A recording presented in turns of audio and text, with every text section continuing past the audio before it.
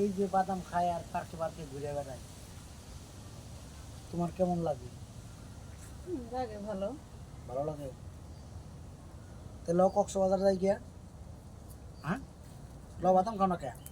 আপনার কাছে টিয়া পাবো মামুনে তো বিষয় ভয় করে না। মামুটি বিষয় বাবা বাড়ি ঘর বেশি এখন উদ্ধার হয়ে যাবো এই ভাব ধরছে। তা আমার কাছে তো কইলো যে আমি বাড়ি ঘর বেশি নাই, ওইটা কারা? কিন্তু মামুনি দেয়া যায়।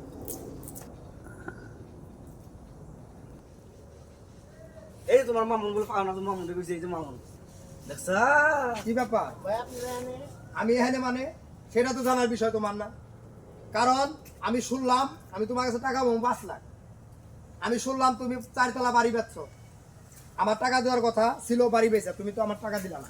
ভাই আমি তো একবারে বলি না আপনি টাকা দিব না। তুমি বলো নাই, কিন্তু টাকা যে পামু এটা শিওর কি?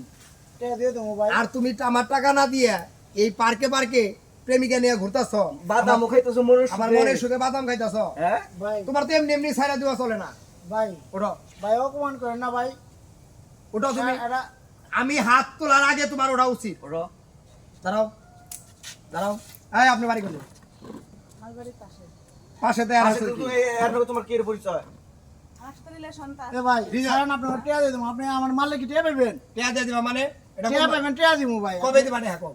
দিয়ে দেবো এই না না, এখানে এখন আমার 6 মাসের সময় দিতে এখন হবে টাকা ভাই। দিতে হবে। না ভাই, ছাড়েন হ্যাঁ না কলা আচ্ছা ছাইরা দিছি। 6 মাস সময় দিতে হবে ভাই। হ্যাঁ আপনি মারেন কাটেন বকেন যাই কিছু করেন, টাকা পাবেন না ভাই। সোজা আঙ্গুলে তো ঘি উঠবো না, ঘি উঠাই নেবার ব্যবস্থা আমি করতেছি। এই জামাই তুমি এন থাকো, কোনো আন্দাজ না যাইতে পারে। আচ্ছা জানি। তুমি যে বলেছিলে আমার 5 তলা বিল্ডিং আছে, আমার টাকা পয়সা আছে, ওই মানুষটা যদি এখন না আসতো আমি তো তোমাকে বিশ্বাস করতে পারতাম না যে তুমি এরকম মানুষ। আমার সাথে এরকম চিটারি করলা।